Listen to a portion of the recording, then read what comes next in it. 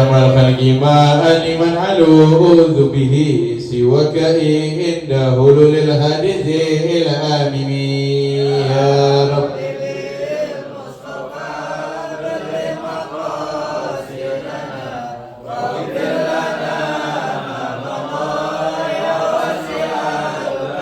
هو الحبيب الذي ترجى شفاعته لكل هؤل من الأهوال مؤتمي يا رب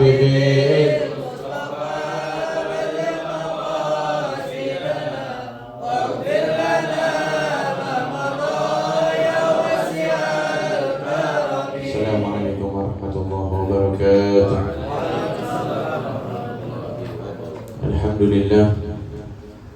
الحمد لله رب العالمين وبه نستعين على أمور الدنيا والدين. الصلاة والسلام على أشرف الأنبياء والمرسلين سيدنا وحبيبنا وشافعنا ومولانا محمد الفاتح لما أغلق والخاتم لما سبق الناصر الحق بالحق والهادي إلى صراطك المستقيم وعلى آله وصحبه حق قدره ومقداره العظيم.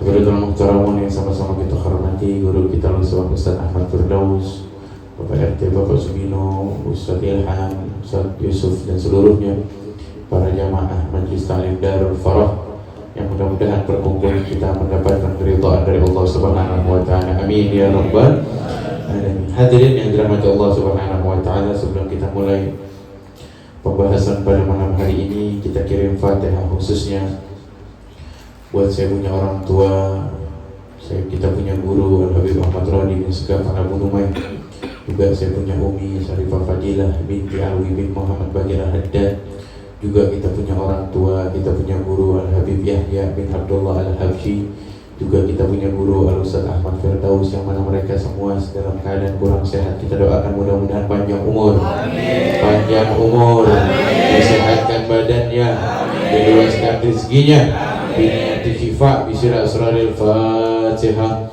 A'udzubillahi minasyaitonirrajim. Bismillahirrahmanirrahim. Alhamdulillahi rabbil alamin arrahmanirrahim maliki yaumiddin.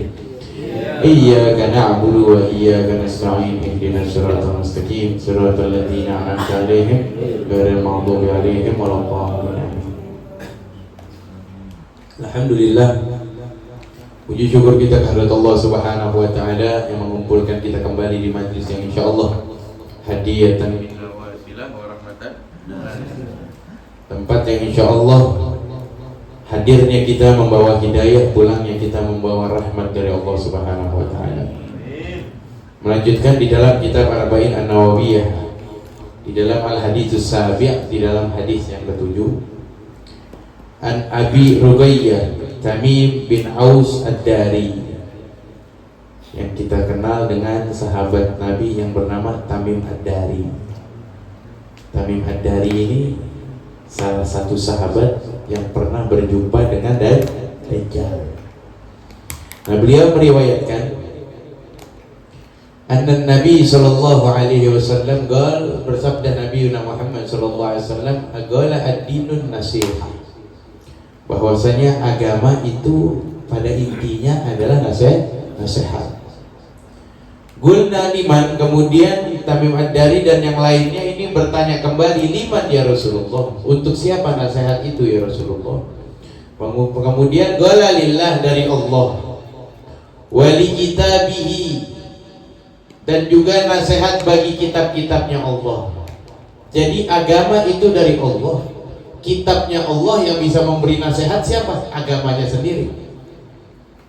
Coba kita lihat, kitab Allah ada 4, yang bisa dibenarkan cuma berapa sekarang? Cuma satu. Dibenarkannya dengan agama. Kitab-kitab yang lain tidak bisa kita benarkan. Akan tetapi kita iman. Jadi kitab yang lain itu kalau memang belum berubah tulisannya, belum berubah, belum direvisi sama manusia,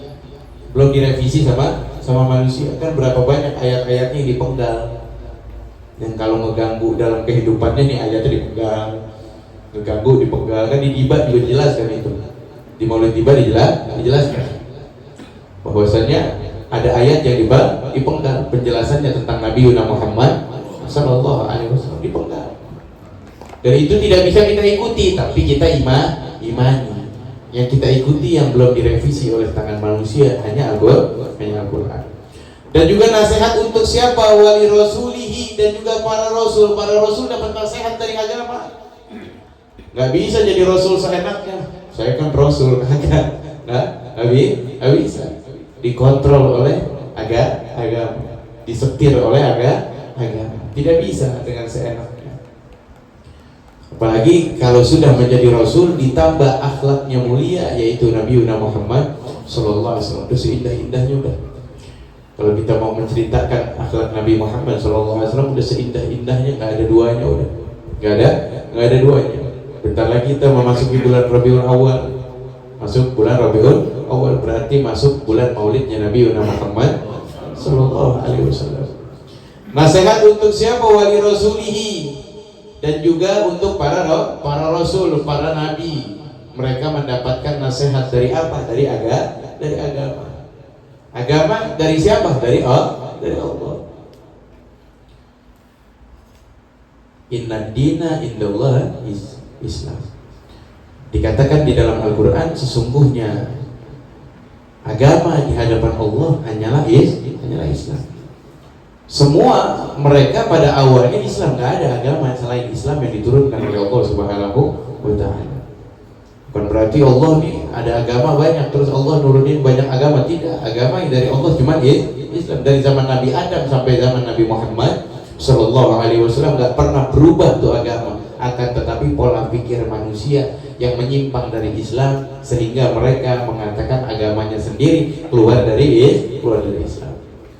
Dan kemudian nasihat untuk siapa? Wali a'immatil muslimin wa ammatihim, dan umumnya untuk kaum muslimin, untuk kita semua nih. Makanya kalau kita ingin mendapatkan nasihat, sering-sering datang ke musala, datang ke masjid, datang ke majelis taklim untuk mendapatkan nasihat. Orang kalau udah jarang dapat nasihat tuh hati makin keras tuh. Hati makin keras. Kenapa? Udah jarang dibilangin, sekali dibilangin udah tahuan dia. Tahuan dia. Kenapa? Karena tidak dibarengin dengan iman kepada Allah dan iman kepada Nabi Muhammad Sallallahu Alaihi Wasallam. Dan kemudian Nabi melanjutkan di dalam hadis yang ke-8 di sini dikatakan, "Qala umirtu an uqatilan nas hatta yashhaduna alla ilaha illallah wa anna Muhammadan Rasulullah wa yuqimus shalah wa yu'tuz zakah fa idza fa'alu dzalik asammu minni dima'ahum wa amwalahum illa bihaqqil Islam hisabahum 'ala Allah ta'ala." Berkata baginda Nabi besar Muhammad Sallallahu Alaihi Wasallam, "Umirtu an uqatilan nas." Saya diperintahkan untuk membunuh manusia, hatta yashhaduna an la ilaha illallah wa anna Muhammadan Rasulullah. Aku dapat perintah untuk membunuh manusia sehingga manusia tersebut bersyahadat kepada Allah dan bersyahadat kepada Nabi Muhammad Sallallahu Alaihi Wasallam. Jadi nggak ada kepentingan lain tuh, perang Nabi tuh nggak ada yang nunggangin. Perangnya Nabi nggak ada yang nunggangin. Kalau tawuran kita kan banyak yang nunggangin, apapun itu zaman sekarang pasti ada yang nunggangin. Tuh, maling ayam aja jadi mati, maling ayam jadi mati. Tuh, kenapa ditunggangin? Padahal bukan punya dia ayamnya, bukan punya dia. Tidak boleh kita menghakimi seperti itu. Nabi di sini, saya diperintahkan untuk membunuh manusia, akan tetapi hatta yashhaduna an la ilaha illallah wa anna Muhammadan Rasulullah. Nabi sebelum perang tuh ada SOP-nya. Ada SOP-nya. Enggak main serang gitu kan. Diutus dulu ke satu raja, ditulis bahwasanya peringatan dari baginda Nabi besar Muhammad Sallallahu Alaihi Wasallam, maukah kamu masuk agama saya? Kalau tidak mau baru adanya perang. Tidak seperti yang di pola pikir kita. Pola pikir kita mungkin perangnya Nabi Muhammad Sallallahu Alaihi Wasallam itu ada nafsunya, tidak pernah ditunggangi. Pasukan baginda Nabi besar Muhammad Sallallahu Alaihi Wasallam sebaik-baiknya pasukan, kagak boleh ngikut kalau belum tahajud. kagak boleh ngikut kalau bukan orang yang menjaga sholat berjamaahnya. Itu sahabat Nabi Muhammad Shallallahu Alaihi Wasallam. Nggak ada yang kaget.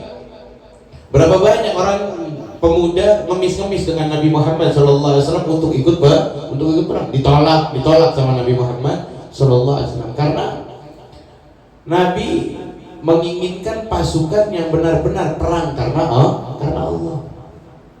Coba kita lihat Imam Ali waktu itu ada satu orang Yahudi, ada satu orang kafir yang benar-benar membuat jengkel Imam Ali, Imam Ali. Kemudian Imam Ali pun tidak membalas. Nanti balasnya di medan perang enaknya. Imam Ali berkata seperti itu. Nanti balasnya di medan perang. Ketika ketemu ini orang yang pernah meludahi Imam Ali. Karena kalau memang dibalas ketika meludahi berarti marah karena diri sendiri. Itu yang dijaga oleh para sahabat. Dan kemudian ketika sudah ketemu ini orang yang meludahi Imam Ali dan juga sudah jatuh di hadapan Imam Ali ketika ingin ditusuk oleh Imam Ali, disetop oleh Imam Ali. Kenapa? Khawatir membunuhnya bukan karena Allah, dioper ke yang lain. Dikasih ke yang lain, silahkan bunuh. Sampai seperti itu sahabatnya Nabi Muhammad Sallallahu Alaihi Wasallam. Jadi membunuh bukan karena nafsu, bukan karena nafsu, tapi benar-benar karena Allah Subhanahu wa Ta'ala. Di sini dikatakan hatta yashhaduna an la ilaha illallah wa anna Muhammadar Rasulullah wa yuqimus shalah, dan juga mendirikan salat, wa yu'tuz zakah, dan mengeluarkan zakat. Kita lihat kelanjutannya dikatakan oleh Nabi, fa iza fa'alu dzalik, dan apabila mereka sudah melakukan hal tersebut, asammu, mereka terbebas dari aku. Asammu minni dima'ahum wa amwalahum illa bihaqqil Islam. Hartanya dia bebas sudah, dirinya dia juga bebas, darahnya dia juga sudah bebas, sudah tidak terikat dari keperanganku, maksud Nabi Muhammad Sallallahu Alaihi Wasallam. Illa bihaqqil Islam, kecuali dengan hak-haknya Islam. Kecuali ada hak-haknya tuh.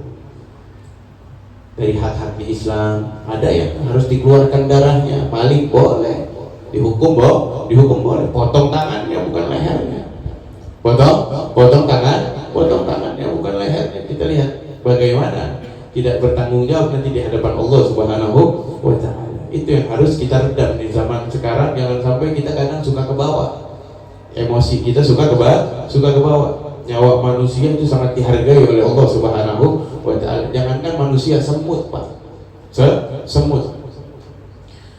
Nabi Musa alaihi salam pernah senderan di satu pohon. Kemudian ada satu semut merah, kan kalau udah gigit mah kebangetan banget itu semut merah ya. Gatalnya bukan main. Kadang paling kecil aja udah bentol langsung. Ini langsung ketika sudah digigit Nabi Musa, semuanya yang satu pohon itu dibunuh sama Nabi Musa. Semutnya langsung dibunuh. Kemudian Allah berkata kepada Nabi Musa, ya Musa, cuman gara-gara satu semut kamu membunuh semut semuanya yang berzikir kepadaku. Itu semut dihargai oleh Allah Subhanahu wa Ta'ala. Cuman gara-gara satu semut kamu membunuh semua semut yang sedang berzikir kepada aku. Jadi jangan kita pikir semut itu cuma lari-larian doang. Semut juga semuanya pada berzikir kepada Allah. Binatang semuanya pada berzikir kepada Allah. Kita lihat itu binatang yang sangat dihargai oleh Allah Subhanahu wa Ta'ala. Bagaimana dengan nyawa manusia, apalagi yang ada kalimat di dalam hatinya la ilaha illallah Muhammadar Rasulullah. Wa hisabahum 'alallahi ta'ala. Dan kalau sudah masuk dalam perkara seperti itu, dalam hatinya ada la ilaha illallah, dia mendirikan sholat, dia mengeluarkan zakat, dia berpuasa Ramadan, dia menjalankan syariat Nabi Muhammad Sallallahu Alaihi Wasallam. Yang berhak menghisab siapa? Wa hisabuhum 'alallahi ta'ala. Yang mampu, yang pantas menghisab adalah adalah Allah, wa hisabuhum 'ala Allah, hisabnya mereka di hadapan Allah Subhanahu wa taala. Enggak bisa kita menghisab manusia, menghitung, memonten, menilai manusia, kagak boleh. Mentok-mentok kita mau monten istri sama anak kita aja, jangan tetangga.